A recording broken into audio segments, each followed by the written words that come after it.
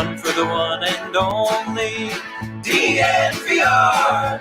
Two goes out to Zach Mace, Arcade, and the bar. My Wi-Fi is already Three for fucked. Mr. B in that old trophy case. None supposed to wait for, well, bring on the chase.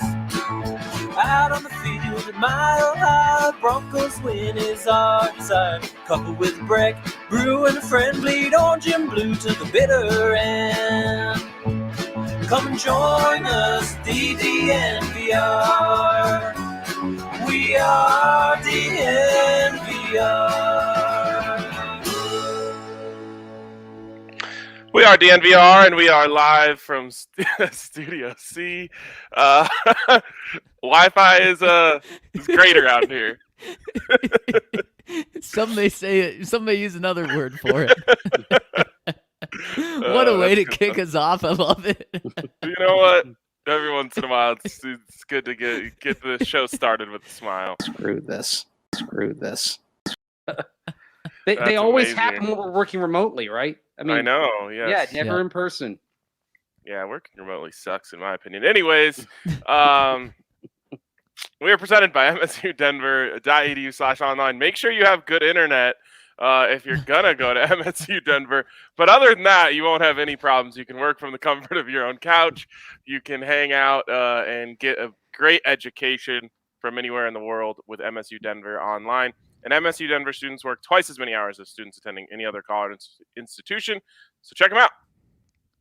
My boys, what is up? We're off to a great start, and boy, I can't wait for this pod. And hopefully, guys, this sets up for the Broncos to be off to a hot start. Maybe they need someone, to drop a couple F-bombs right before the game and get them fired up, just like we're fired up right now. Who's the most likely person to do that, Zach? Ryan or Kareem? I mean, I don't know. That's why he's a captain. If they need a little prod, it's got to come from K-Jack. If they need someone to come in there and curse up a storm, I will happily do it. You curse like a sailor? I mean, probably. I would say people would probably say that about me. You could get there, Mace. Could you get there? Oh, actually, yesterday I did. When I was Mace Unchained. I was on a break on the radio, and it was when there was that pop up in the infield that was near the dugout in the Brewers Braves game, and it bounced out. The catcher couldn't bring it in, but then Luis Urias looked like he got his glove under it, but then replay showed that the ball hit the ground. But then we learned that replay could not overturn that, so it was still an out. And at that point, it was just bleep, bleep, bleep, bleep. Yeah. That was frustrating. Hat flew across the room. I mean, it was, it was wild. So yes, I can get like that. I was thinking about this in terms of if one of us could provide motivation.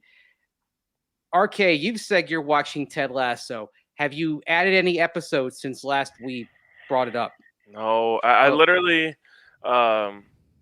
watched the first 6 episodes, got addicted, and that was over a week ago. Haven't had time to watch a single other episode since. So you haven't gotten to the tough. one with the Everton match yet, right? Nope.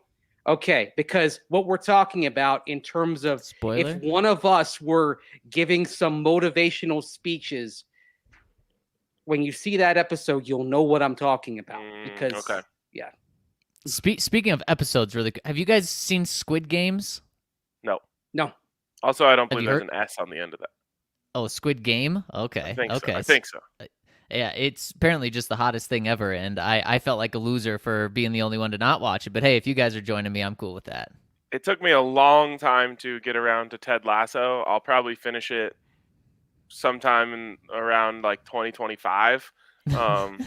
So when I get to that, I'll flip it over to Squid Games, as you call it. Well, let's flip over. Is it pretty graphic? That's what I've heard. And Oh yeah, I heard it's very brutal. Then I'm not going to watch it then, because that's same reason why I'm not into Game of Thrones. There's a level of graphic violence that is just too vivid for me. that makes me uncomfortable. So I literally have zero context for what it is. okay. For Allie Squid Games says it's like Hunger Games, but in regular life. People get killed? Real life people? I think they try to build it as a reality show, but it's not actually a reality show. Oh, Well, now you have my attention. Yeah. Yeah. Well, it Not has helpful. 111 million people's attention on Netflix, which is just crazy. So I'll stick maybe with we'll the have Crown. to dive into that. Wait. I don't think you're getting much violence there, Mace. No. I think Work for you're good. Netflix PR, just dropping those numbers? It's the most popular show on Netflix ever. Wow. Yeah. Isn't that crazy? People Wow. love seeing people die, man. I don't know. I guess. And hey, it caught your attention. You want to die. Or you want to watch people die. Well, I did think I dropped my phone off of my balcony right before the show, and That's I true. did tell you guys that I was thinking of maybe just joining it if I did. But But now we got you inside. yep, I'm inside, I'm safe, and my phone actually was just under a chair, not off the balcony. Oh, whew, that is lucky. Well, Willie, guys, chiming in with the super chat, just giving us money. So thank you, Willie. We really appreciate that. Shout out to Willie. He earlier had said appreciate yesterday's show. So there he goes. Appreciated yesterday's pod. I love that you weren't afraid to take stances on important issues. DNVR is the best in the business for the outstanding coverage, but more importantly, the quality of the people. Thank you so much, Willie. We really appreciate it, and glad you enjoyed the show yesterday. Yeah, really, and I really enjoyed the show yesterday, guys. I thought it was a great conversation, and some football, some life that we had to talk about. So I'm glad they liked it, Willie. Yeah, I mean, if I had my way, we would just always get to goof around and talk football on this show. But every once in a while, real life and football cross paths, and I'm always glad that I get to talk about that stuff with you guys because I feel like we always have great conversations. Okay, speaking of great conversations, let's have a great conversation about how the Broncos win this game, because this is the crossroad. In fact, yesterday, let me get the exact numbers. Yesterday, I put out a poll. I wanted to see where people stand on Vic Fangio. And I had a pretty good general idea of where this was headed, but I just wanted to have a decent frame before we talked about this on the show today. So I posted, where are you at with Vic Fangio? The options were all in on him, still holding out hope, almost out on him, and completely out on him. And guys, 76% of people were either almost out on him or completely out on him. 22% of people still holding out hope. 2% of people, also known as the Fangio family, all in on him at this point. So are they checking in from Pennsylvania? Yeah, exactly. So you've got 47% of people who say they're almost out on him, guys. And I would venture to guess that 40% of those people will be lost if they lose this Sunday to the Las Vegas Raiders, completely erase their 3-0 start with a very difficult schedule ahead of them, and pretty much, in my opinion, see their playoff hopes go from decent, actually great at 3-0, 75% of teams that start 3-0, right? And go all the way back down to bad. I would say they have a bad chance of making the playoffs if they lose this week. So this is absolutely not just a swing game for this season. This is a swing game for the entire Vic Fangio era, and the Broncos absolutely have to get one here.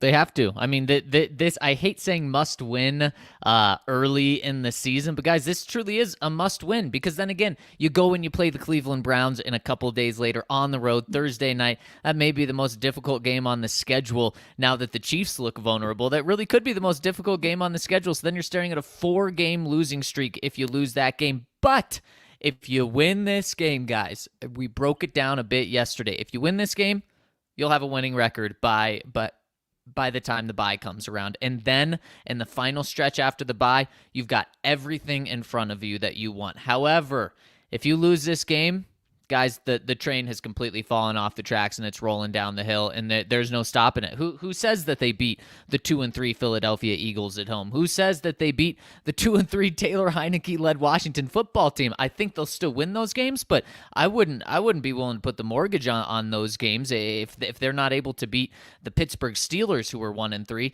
then the Las Vegas Raiders, who are struggling to all end. I mean, guys, the Raiders are in the same terrible position the Broncos are in on a 2-game losing streak with their season potentially on the brink right now. And their coach just got just resigned after a huge scandal. So, I mean, this is something where you think the Broncos are in a tough spot this week. Holy cow, it is so much worse for your opponent. If you lose this game, I think there's maybe only one game left you can put in Sharpie, and that's the Lions. And even then, I wouldn't put that in Sharpie as a dub, just given where the team is headed. This is I think these two games, this and the Pittsburgh game, this is sort of the moment where the season's going to go one direction or the other.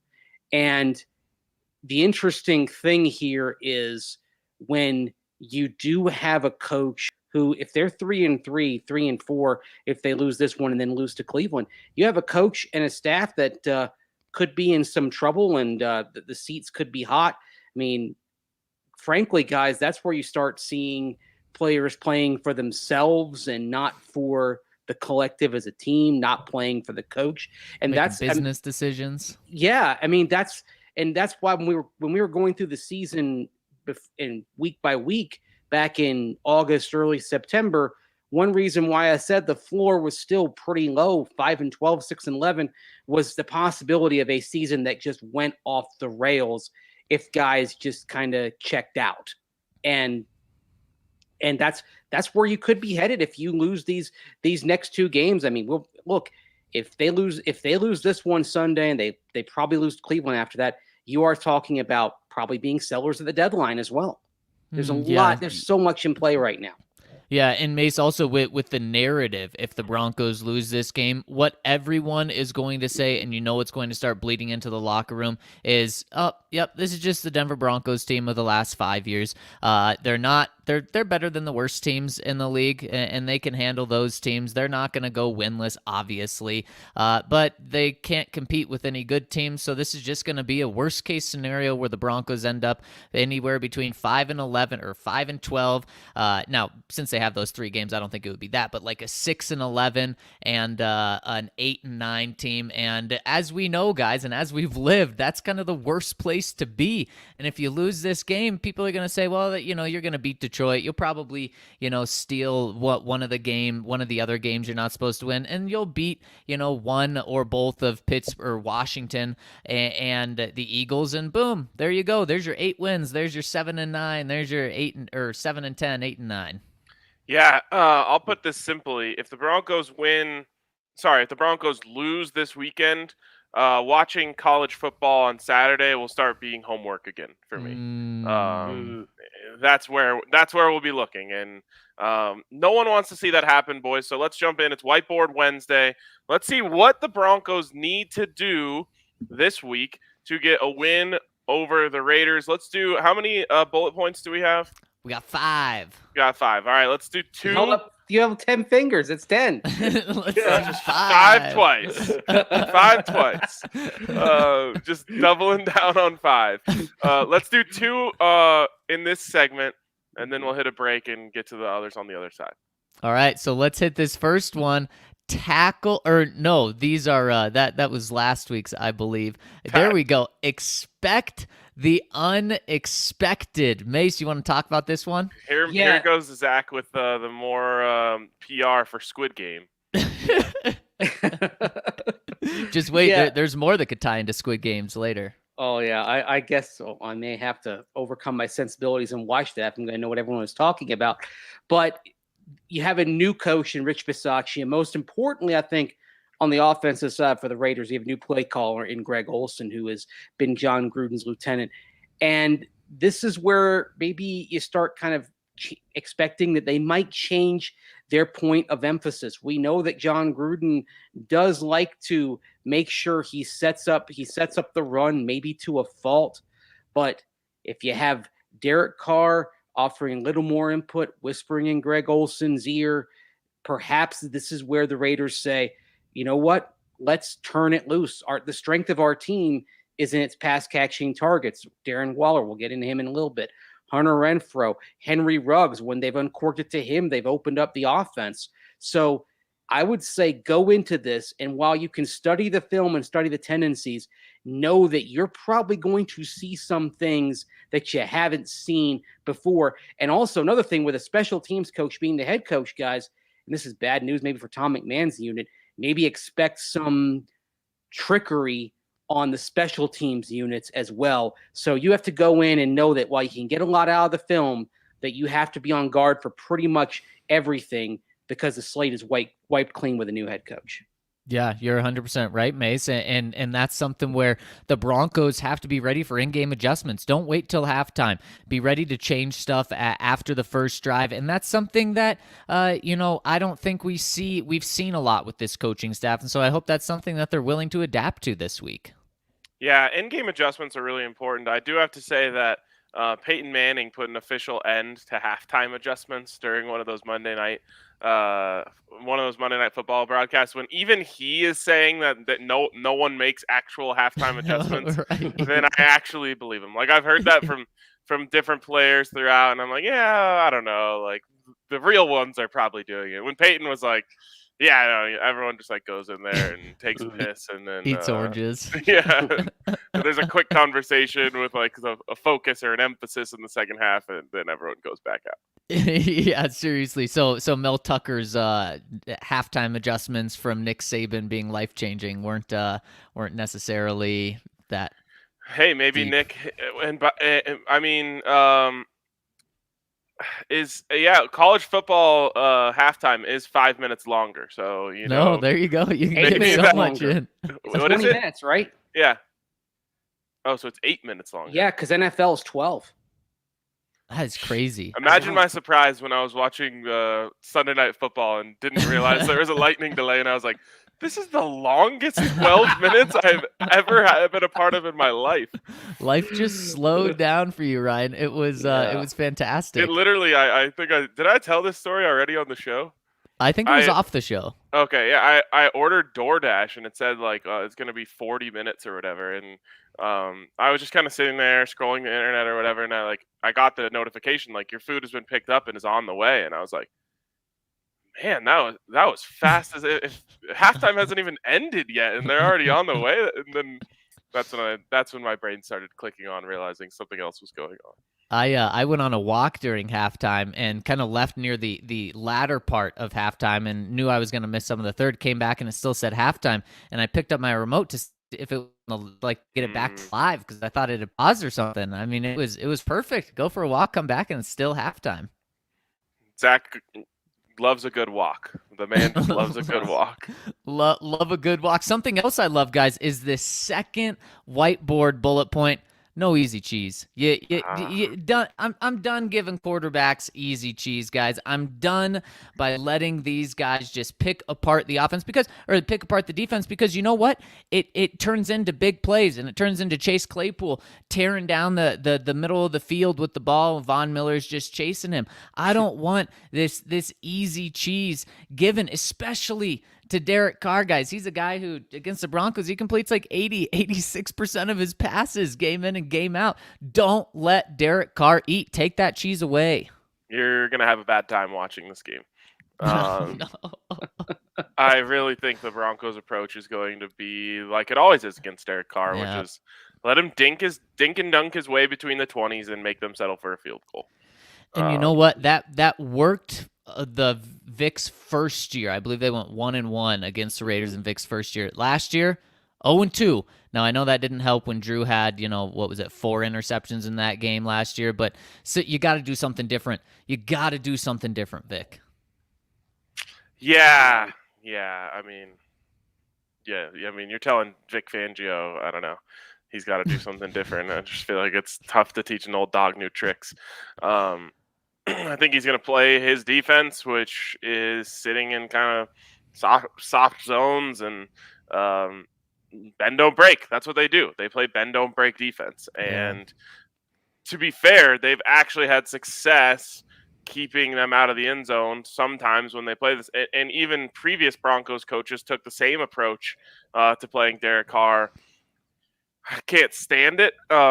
It's tough to watch, and I'm with you, Zach. I wish they would take away the easy stuff, but I think you're going to see a lot of 6 to 8 yard catches for Darren Waller. I think you're going to see a lot of 4 to 5 yard catches for Hunter Renfrow.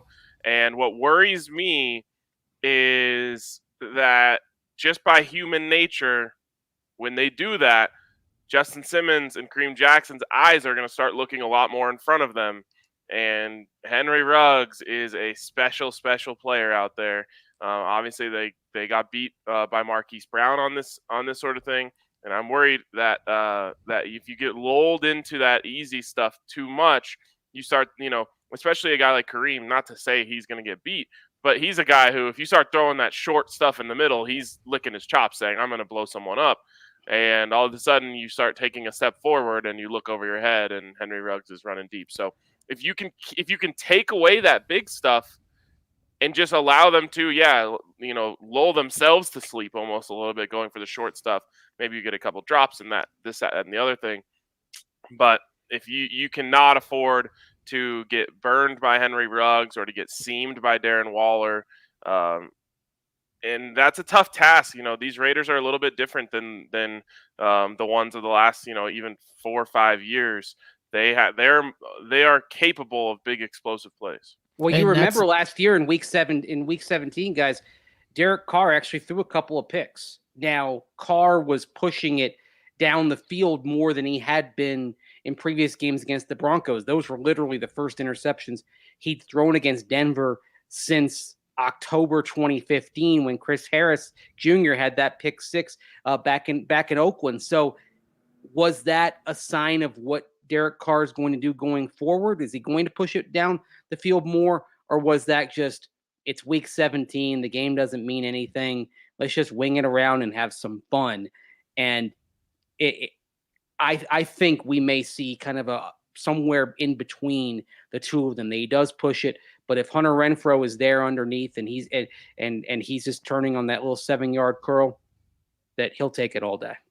Well, and guys, frankly, the Broncos have lost my trust that they can protect the deep stuff, because the past 2 weeks they've been really bad at giving that up, and so that's why if you're going to be giving those up plus the short stuff, oh my gosh, then Derek Carr is going to go off for 30 points. That's why you've proven that you can't protect the deep stuff, so at least take away the short stuff.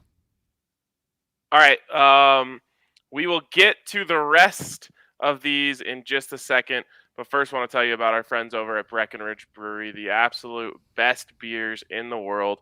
Breck Brews, by the way, Avs opening night tonight. If you're not going down to the game, there's only one place to go. It's to the DNVR bar, where you can have some Breck Brews. Of course, if you're a DNVR member, you'll get hooked up with a 22-ounce Breck Brew for the price of just a 16-ounce.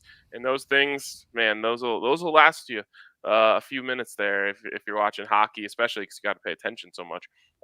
So come on down, enjoy the game, get you some Breck Brews. I believe we have 8 different Breck Brews on tap at the bar, and we love them all. I mean, if we could have every single beer that Breck Brew offers on tap at the bar, we would do it. And a little chill in the air for a lot of people. That means it's vanilla porter season. So come on down to the bar, have you a vanilla porter. Or if you're like me and you just think that Strawberry Sky is a year-round beer, you can have that too, or any of the other great Breck Brews. But if you're having a beer tonight, make sure it's a Breck Brew. Make sure it's a Breck Brew. And if you need a job, I've got the perfect company for you. Ball, as in the aerospace engineering company, as in the world's largest aluminum can and packaging manufacturer, and the company that is on the Avs and Nuggets stadium. They've reached out because they need help with their Golden plant here in the Denver metro area. They have floor manufacturing positions for production technicians and other roles available, and they're adding to their line capacity to their 400 plant here in Golden because they make cans left and right, right and left, everywhere, because they made over 101 billion cans last year, and they want to make even more. And not only do they want to hire you, but they're a great place to work. My Aunt Julie, shout out to Julie, she works at Ball, and she absolutely loves it. Just started there recently, only has the best things to say about it. But also, they have the Equality Index score of 100%, and that's recognized by the Human Rights Campaign because of their culture of belonging is so strong. So if you want a job at Ball, go to jobs.ball.com and search for Golden to find one of those openings, or text Golden, Golden, to 77222. Go to jobs.ball.com and search for Golden. Also, why don't you check out Mint Mobile? After years of fine print contracts and getting ripped off by big wireless providers, if we've learned anything, it's that there's always a catch. So when we first heard that Mint Mobile offers premium wireless service starting at just $15 a month, we thought, what's the catch? But after speaking with them, it all made sense. There isn't a catch. Mint Mobile's secret sauce that they're the first company to sell wireless service online only. So they're cutting out the brick and mortar retail stores. Thus, Mint Mobile doesn't have any crazy overhead costs that are passed on to you in the form of mystery fees. Instead, they just pass on the savings direct to you. For people looking for extra savings, Mint Mobile offers premium wireless for just $15 a month. All plans come with unlimited talk and text and high-speed data delivered on the nation's largest 5G network. And you know what? If you've got a phone, you can keep using that phone. Use your own phone with any Mint Mobile plan. Keep your same phone number along with all of your existing contracts. And if you're not 100% satisfied, Mint Mobile will have you covered with their 7-day money-back guarantee. So to get your new wireless plan for just $15 a month and get the plan shipped to your door for free, go to mintmobile.com/DNVR. That's mintmobile.com/DNVR and get that wireless bill cut to $15 a month. Again, mintmobile.com/DNVR. All right, guys, let's move on here. Quickly, let's hit this super chat from Ian B. Kind of savage here. He says, recently saw that Ed Donatell's son is a quality control coach of the historically bad Seahawks defense. Sure, we're getting all the heat, but there's another guy I don't trust. Man, Tom Donatell just catching strays on the podcast today. Man, that is tough. As a quality control coach. I was going to say, he has almost nothing to do with the fact that the Seahawks defense is bad.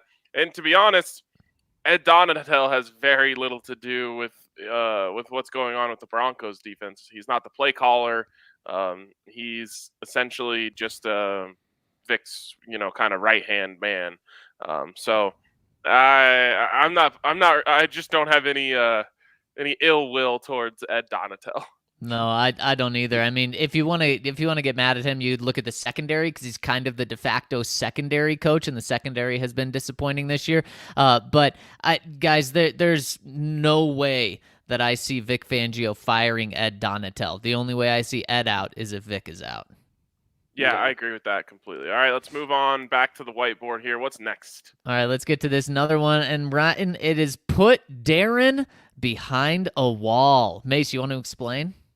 Yeah, you look at by the last 10 games for Darren Waller going back to last year. He's been over 100 yards 5 times in those 10 games. For a tight end, that's pretty notable. And we know about the Broncos' historic struggles with covering tight ends. Waller is as difficult to cover as any that you'll find. Think back to week 1 when the Raiders were breaking down at times, and the thing that kind of kept them on path, got them back on their feet, was when Derek Carr started finding Darren Waller. The thing with Waller is he can beat you long, but he can also beat you short to intermediate. He can also just move the chains. And another thing to consider, guys, is that if you look at the Raiders' five games to date this season, when Darren Waller has been above 50 yards, they're 3-0, 50 or fewer, 0-2. They're going to look at that and say, we got to feed him the ball a little bit more. Yeah, Darren Waller's an absolute beast and has tore the Broncos apart. The only question is, it's easier said than done. How do you build that wall around him? I mean, is it Justin Strnad? Is it Pat Surtain now that you have Ronald Darby back? Is it Justin Simmons? Whatever you do, you got to do a lot. You got to put a lot of resources next to him, because if he beats you, that's just straight up shame on you. Yeah, I don't think the Broncos have the personnel to stop him. I don't think anyone does. Like, there's just certain guys who you just don't stop. And I think Darren Waller is one of those guys. The worst part for the Broncos is I don't think that the Raiders are going to have any. Like, I don't think they're going to accidentally leave him out of the game plan when they play the Broncos. They look at the Broncos, they lick their chops, and they say, this is a Waller game. Give that man the rock as much as you possibly can.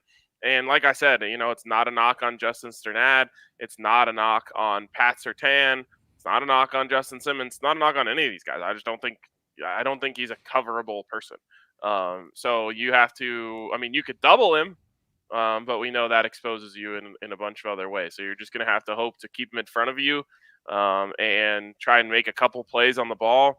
But expect him to go off. Just expect that. And the thing is, you're going to have a little extra eye on Henry Ruggs so he doesn't beat you over the top, and Darren Waller. But guys, if Hunter Renfro's tearing you apart and he wins the game, you know what? Congratulations to the Raiders. That's a great job. Congratulations to Renfro. But just focus on those two guys, really. And then you're also going to the tough thing is you're going to have to focus on the guys out of the backfield. The Raiders do not run the ball. The Raiders are very good in pass defense, actually, and they're also very good in passing the ball. We know Derek Carr had that incredible start where he's averaging 400 yards per game in the first 3 games. He's come back to earth a lot, but still, he's proven to be a really good passer this year. Raiders pass defense is good, but their running defense and their running game is like non-existent. You can run the ball on these guys. They're one of the worst in the league, and their running game, they just don't do it. Now, maybe that will change, and that's why expect the unexpected on that whiteboard is really important, because maybe they say, wait, we have Josh Jacobs and Kenyon Drake. What are we doing not running the football? And maybe they change that this week. But if they don't run the ball, they're going to use those backs out of the backfield. So let Hunter Renfrow beat you. Don't let these other guys beat you. All right, next one is stay out of 3rd and long. Yeah, and look, we're talking a lot about the Broncos' struggles on 3rd down right now. That is an understandable and justifiable issue. But the thing is, those issues are actually starting on 1st down, okay? Because one thing that I was looking at last night, I wanted to see how often the Broncos were getting behind schedule on 1st down. And like, for example, let's take a look at in particular when they run the ball on 1st down. How often do they have no gain or lose yardage when they run the ball on 1st down? 23.6%. Their yards per carry is fine. It's 4.2, nothing wrong with that. But because nearly 1 out of 4 1st down runs is going for no gain or loss of yardage, guys, that is the 5th worst rate of that in the NFL. That's putting them behind schedule way too often when they run the ball on 1st down, and that's something that they've got to change. They've got to make sure they're not losing yardage or having no gain when they run it on 1st down. If they get 2, they get 3, that's fine. It keeps them on schedule, but this is where their 3rd down struggles are starting, and they're starting on 1st down. Yeah, our friend Nick Kendall reached out to me yesterday and said, hey, there's actually a stat for what you've been trying to articulate about the Broncos run game. It's called rushing success rate. Basically, what it outlines is, when you run the ball, on 1st down, do you get 40% of your needed yards? Meaning, do you get 4 yards? If you run the ball on second down, do you get 60% of what's less? And if you run the ball on 3rd and 4th down, do you get 100% of what's left? And the Broncos are 26th in rush success rate. So it's telling you that, well, yes, once a game, you are due for a pop run, where Javonte Williams or Melvin Gordon can break one off. And that's why, the yards per carry actually look pretty solid.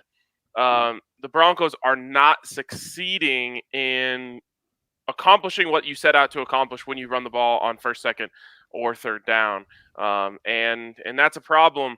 But to me, the biggest part of it, the single biggest issue with this is the way in which these plays are being called. It's not creative. It's not ever catching the defense off guard. You're not seeing, there was a couple years ago, they ran a great counter out of shotgun with Phillip Lindsay. It was one of their go-to run plays. You're not seeing any of that. you're seeing them line up and run the ball right into the teeth of the defense, who is sitting there with 8 men in the box, expecting them to run the ball on first down. And Dan Orlovsky tweeted it out today. He said the Broncos ran the ball on every single first down in the first half, except for when they were in the 2-minute drill.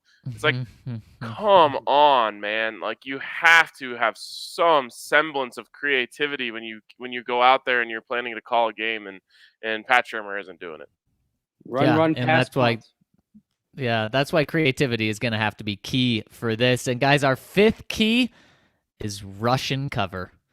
Rush and cover. That's what the Broncos are going to have to do. And hey, that brings it back to Squid Game with because I think that takes place in Korea. So rush and cover, guys. The Broncos just straight up don't do rush and cover in when they play the Raiders. They don't rush because Derek Carr throws the ball in like half a second after the snap, and they don't cover because they give that cushion that we talked about, and they just let the Raiders catch the ball. I would like to see a more aggressive game plan because if you're going to play 8 yards off the line and let them have these quick passes, then the rush will never get home. And then you're just neutralizing Von Miller. So you may get beat doing this, but go up against the line. Let's bump. Let's be a little aggressive. We know Pat Surtain can do that with the rest of you guys you have in the secondary. You should be comfortable doing that. Double team Darren Waller. Have a little eye on Henry Ruggs, but don't let them get those easy passes. And then Von Miller can be Von Miller. He can actually have some time to go and get Derek Carr. I mean, we talk about how just this defense was totally neutralized by Lamar Jackson because Von Miller wasn't able to rush. Okay, I get it. That's them. But if you're not going to adjust your game plan in order to allow Von Miller to be Von Miller, then you know what? You're doing that to yourself in this game. Yeah. By the way, when you had Russian cover with Russia as in the nation, the NFL has an international development program. I can't wait for when there is a cornerback named like Kafelnikov from St. Petersburg or something like that, and we can say, well, it's the Russian cover, baby. I feel like the Russian cover is like a sports betting term. They didn't cover, but they did get themselves a Russian cover. Does that make money? I think it's if like the line opened at a certain number and then moved to another number, and they covered the opening line, but they didn't cover the final line. It's a Russian cover. That's incredible. I love it. I got to admit something, guys. Seeing the whiteboard has made me far less confident in the Broncos' ability to win this game. If those are the keys to the game, then the Broncos will lose, because I don't think they will accomplish many, if any, of those. I think it's going to come down to the offense. It's going to come down to the offense, and I think four of those 5 based on defense. I think it's going to come down to the offense, and to me, that means go get a lead. Like, it's funny to say because we've joked about this so many times, but as much as it's a problem that's the formula for the Broncos to win, it also is the formula for the Broncos to win. They need to have a formula where they come back, but they just don't have it. So I think they're going to have to go score early, which, again, not a lot of confidence in them being able to do that. Advanced Joseph. Well, and also, what is it, 24 straight games without an opening drive touchdown? Yep, Pat Shurmur does not have one in his career with the Broncos. So that's bad, but they need to figure out a way to do that. And then I think they need to get a stop to give the team some momentum, because they did do this against the Ravens, right? They got an early lead, and then they gave it right back to them. So to me, that's the formula. I don't think they're going to stop Darren Waller. I don't think they're going to stay out of 3rd and longs. And I think that they're going to have to get a lead and defend it. That's the formula for me. And if they don't stop Darren Waller and are bad and are in 3rd and longs all game, they're going to lose. And so you hope that they can get off to an early lead to take some pressure off both of those. But man, if you guys are a little uptight about this whiteboard, just like Ryan is, you got to check out our friends over at Solace Meds, because they're hooking it up on a lot of products that can help relieve the stress of what this game is looking like. They're giving you 25% off Dixie gummies this month. Also 25% off Solace bars, 25% off Solace sticks, 25% off Mile High extractions, 25% off Summit, and 25% off 1906 drops during the month of October. And they've also got some sweet deals coming up for Halloween. The entire store on on Halloween is buy 3, get 1 free. And they'll give you a goodie bag with the purchase of $50 or more on Halloween as well. So you're going to have to check them out on Halloween and check them out in the entire month of October, because not only do you get those deals, but if you use the code DNVR20 over at Solace Meds or solacemeds.com, you will get 20% off on top of those other discounts. So make sure to check them out. They've got so many deals going on right now. They have 4 locations, one in Fort Collins, Wheat Ridge, Denver, and one just close to us on the East Colfax, close to the DNVR bar. So check them out and smash that code DNVR20, whether you're in person or on solacemeds.com. Also want to tell you about Strava Craft Coffee. Hey, look, you know how much we love you, but you've been letting us down lately because our longest and most loyal partner to date, Strava Craft Coffee, has not felt the love lately. So here's how we're going to change that. They're offering a new code to everyone. You know about DNVR20? Well, we're going to crank it up a notch. 5 percentage points, DNVR25 for 25% off at Strava Craft Coffee. Not only do we love what Strava tastes like, and we run off of coffee, but it's also CBD infused and can help you with so many ailments. It's different for everyone. Check out the reviews and you'll be blown away with people's stories about how Strava has helped them. They'll deliver straight to your door. And also, if you try it with that code DNVR25, you like it, you can subscribe and get 20% off every purchase for life over at Strava Craft Coffee. Subscribing means you never have to buy coffee in the store again. It'll land on your doorstep every 2, 4, 6, or 8 weeks, whatever you prefer. You can get 20% off every time over at Strava Craft Coffee. And hey, if you want to just try it once, come on down to the DNVR bar. Try Strava's incredible cold brew. It's on tap at the DNVR bar. Swing on in and try it. You won't be disappointed. CBD, like they have in Strava Craft Coffee, can help with chronic headaches, joint pains, IBS, and so much more. If you want 3 or 4 cups a day, hey, no coffee jitters. So check out Strava Craft Coffee and use that code DNVR25 to get 25% off, or subscribe for life and get 20% off every order over at StravaCoffee.com. That's StravaCoffee.com. I love it, Mace. And Mace, blitzing through hairs has never been easier thanks to our friends over at Manscaped. And over 2 million men worldwide have trusted Manscaped.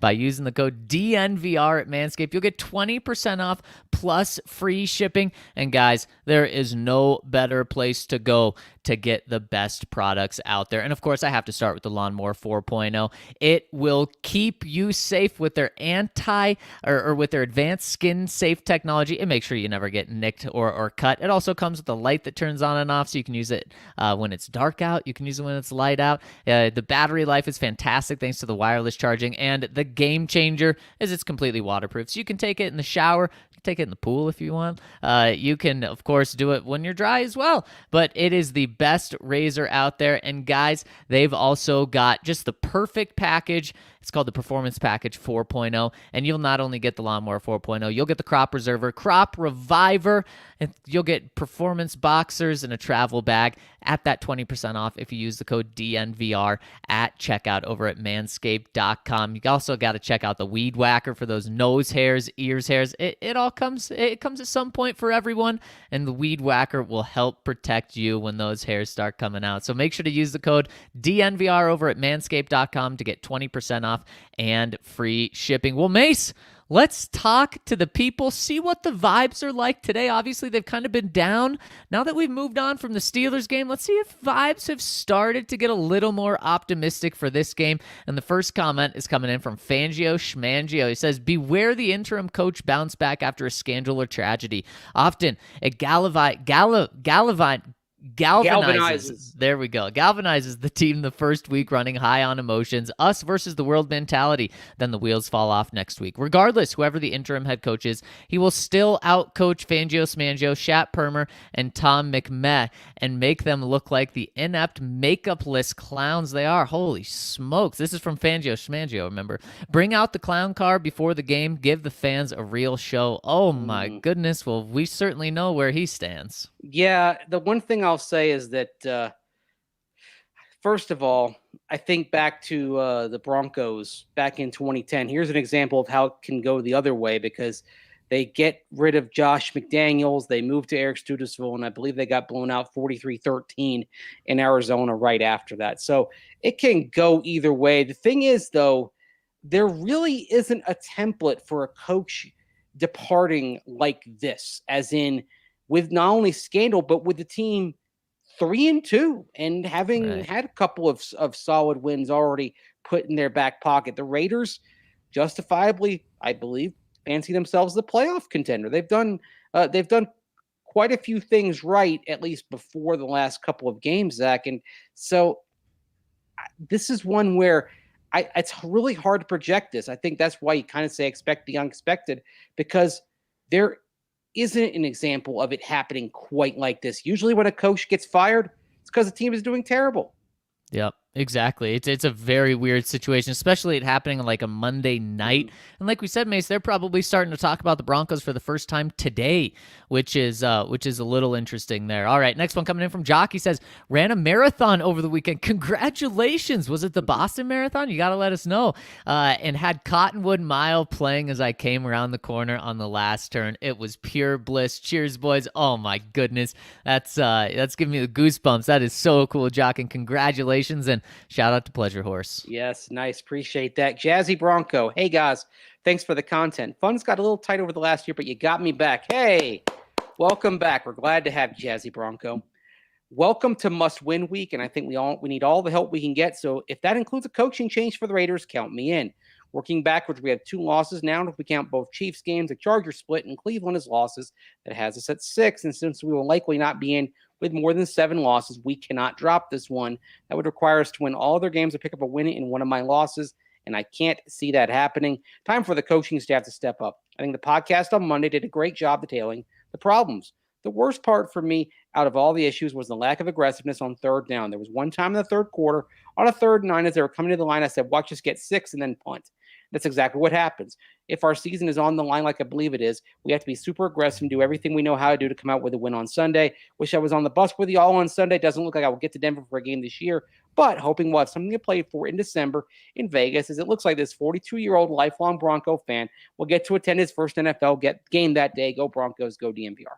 And go Jazzy Bronco. Can't wait to see you out here whenever you're able to make it out here. And I totally agree. This one's on the coaching staff, and to get the players fired up, and the players need to be fired up because a hot start is going to be crucial. Next one from Von Miller's Chicken Farm. Howdy, gents. I've been pretty adamant about my disdain for Shermer and his predictable vanilla play calling. What can he do to save his job the next 2 weeks? For me, they need to score some points. Talking 30 and 40 burgers. He needs to motivate his guys to be bullies in the run game and scheme open Fant, Sutton, etc. If he can't find legitimate ways to use his weapons, what the heck is he doing calling plays in an NFL offense? Thanks for the pod as always. Yeah, scheme open Fant. I mean, right? You see the way that other teams use their tight ends, and you're not seeing it with Fant. I don't want to see him in pass protection, okay? If you're going to use him to help out pass pro, to take some of the edge off the pass rush, what you do is you move him in the flat and you get the screen game going. That's how Noah Fant can best help in pass protection, is to force the outside linebackers or the edge rushers, depending on it's 4-3 or 3-4, to force those edges to not be as aggressive in the pass rush. So yeah, I think it starts there. Use your guys right. Honestly, I think if the Broncos go 1-1 in the next 2 games, I don't think there's going to be a major coordinator change after the Browns game, because they'll have a winning record. So I think that's what it comes down to. Or if somehow they lose, 40-38 in both of these games, then Shermer's not going to lose his job if he's putting up points like that. But I wouldn't predict that coming. Aquaman says, everyone is talking about new coaching staff, but why would a quality candidate be willing to come to the Broncos with the up-in-the-air ownership situation? New coaches get fired fairly quickly once the season ends. Do you see the potential sale being done quick enough to get quality coaches? No. The answer is the sale will not be done quick enough unless Joe Ellis decides to start the process right now. Then they could maybe have an owner. Even by January, that's still going to be very tough. But from what Joe Ellis told us just a couple of months ago, that process will not be done by the time the Broncos are making a coaching hire, if they do in fact move on from Vic. Right, and if he waits until after the season and then puts the team on the market, even then, if you are on the express lane, don't expect a new owner to be confirmed until later on in the spring. You might know who that new owner is earlier, but not at the time of a coaching search. Now, that being said, way back 1981, Edgar Kaiser buys the team, doesn't like what he sees from Fred Gerke and Dan Reeves, and they're both blown out in early March. And then you have a new GM. And then, of course, Dan Reeves, or Brett Miller, was the coach that got blown out. Dan Reeves comes in in May or March of 81 with Edgar Kaiser. So that's the sort of thing that could happen, but it's unlikely. Ryan Sloan says, bringing my daughters to their first Broncos game this week. Let's go. That's awesome, Ryan. Love to hear it. Kendall Hinton, Hall of Famer, says, Kendall Hinton with that touchdown catch. Let's go. So happy to see him contributing in multiple ways. I completely agree. I was pounding the table last season about quarterback classes the past few years and how easy it is to draft a quarterback, and got pushed back on the pod then. Not to rub it in, but it's validating to hear Ryan now say it seems like he's getting easier to draft a quarterback nowadays in the NFL. It has been getting easier. The Broncos, not just Elway, just make really bad picks or avoid drafting the position. Sometimes failure/losing is a choice, or a series of choices in this case. On the topic of Gruden leaving, when will we see Tyreek Hill leave? The NFL clearly thinks saying vile things is bad. They must be sickened to be beside themselves at someone doing vile things to another person. Until the NFL is actively trying to force Hill out, they're tactically showing they believe what he did isn't so bad or wrong, and that it should keep him and it should keep him from being in the NFL. I guess the ball is really in the Chiefs' hands at the end of the day. Maybe they just don't care. Let's just say I think they have a different set of standards for coaches, maybe than for players. But the other thing is, I'm not sure any of this would have come out, Zach, if John Gruden had not directly insulted Roger Goodell and directly insulted at least one owner with some fairly vile comments about Brian Glazer, one of the Buccaneers owners. Yeah, and that's just BS. I mean, if bad things are happening, it shouldn't be, a revenge thing for Goodell. If bad things are happening, it should come out for anyone. And I totally understand the frustration for Tyreek Hill. Unfortunately, he's past the NFL's disciplinary already. He's going to be in the NFL for a long time unless he does something again. Yeah, that's just it's sad, but this is just kind of how it works, right? Exactly. PS2 says, hey guys, I finally decided to renew my membership. Let's go, PS2. We got him again. I was formerly known as Locked In, but decided to change it to PS2. I have this weird feeling that Locke will leave the Broncos and become a franchise quarterback. Most people compare him to Josh Allen, hoping he would make the leap, but I always thought he was more like Baker Mayfield. If you look at the first 2 years of their careers, they have similar touchdown-interception ratio, completion percentage, and passer rating. They both even started really well their rookie year and had major sophomore slumps. Obviously, Locke didn't get to continue the trend, but I could see him leaving and playing with a team that is heavy play action like the Vikings and doing really well. What do you guys think? Good question. I think you're right. If he's going to have success in a system, it would be like that, and that would make sense, but he's not going to get a starting gig. It's going to have to be due to injury or something why he gets a starting role again, because when he lost this opportunity to Teddy Bridgewater, that's his role moving forward, and he's going to have to earn from the backup role. He's going to have to earn a starting role. And the bottom line is, if another team saw him as a starter, he might have been traded by now. The league, the league in general does not see Drew Lock as a starting quarterback at this point. Exactly. SD Bronco 93 says, how are we feeling today, fellas? I always want to thank you for the amazing work you guys do. Don't always comment, but I'm listening on the daily here in San Diego. Thank you so much. We'll love to hear you chiming in, San Diego Bronco. He says, anyways, I'm so excited for this weekend, regardless of the situation around the Broncos and who they are playing, because my fiance and I are going to our first game at Empower Field. Obviously, we won the dub, but regardless, we are going to be lit. Oh, and we're definitely going to be at the tailgate also. Can't wait to meet y'all on Sunday and crack open a cold one. Let's go Broncos and let's go DNVR. Can't wait to meet you. Make sure to come up and say hi. That's awesome, and welcome to Denver. Yes, welcome Denver. Can't wait to have you. Dan Burke, real quick. Hey guys, let's talk hypothetical. Say the Broncos lose to the Raiders at home this weekend. How bad will the meltdowns be within the team, fan base, and media?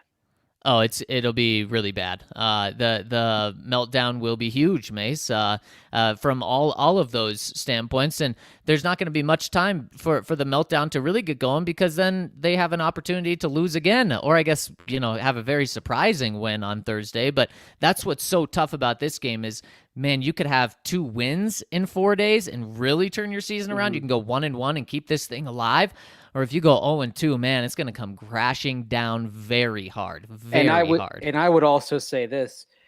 The margin may not be the same, but if the Broncos lose Sunday to the Raiders, and lose with more mental mistakes, self-inflicted wounds, it's going to start being like 2010 after the Broncos lost the Raiders and the fans really turned on McDaniels at that point. And I think the fan base has already started to turn based on social media mentions on Sunday. I think it really turns against Fangio if they lose this game. Yeah, I totally agree, Mace. And we're going to have to run to practice now. So if we didn't get to your comment, please just drop it in tomorrow's pod. Big shout out to Mile High Buckeye. Sir James says, True Chant Fan 24, Lionel Hutz, attorney at law, the Danimal, and Thick Fangio sitting at the table pretending to read a newspaper. We see your comments. We really, really appreciate all of them. Leave them for tomorrow, and we will definitely get to them. And before we get out of here, got to tell you about our presenting sponsor, MSU Denver Online, one more time, because they are the new urban online university with learning outcomes equivalent to face-to-face courses, which is unheard of at other universities. But over at MSU Denver, they deliver. They have great gen eds taught by real people, great completion options, full programs, and the virtual services to keep you healthy and happy on your way to graduation. So whether you're online or on campus, it's all the same to them. Check them out over at MSU Denver Online. And Mace, that'll do it for us today. Thank you all so much for rolling with us, breaking down the keys to beating the Raiders. For everyone tuning in live, hit us with a thumbs up. We'd really appreciate it. And thank you for all your live comments. Thank you for everyone's comments on the website. We love hearing from you, and we're so happy that you're part of this community. So thank you guys so much. Tomorrow, we'll be back live in the morning to break down if the Broncos will beat the Raiders and move to 4-2, if it's going to be doomsday here in Denver. So for Andrew Mason, Ryan Koenigsberg, I'm Zach Stevens. Thank you so much, and have a terrific hump day. We'll talk to you tomorrow.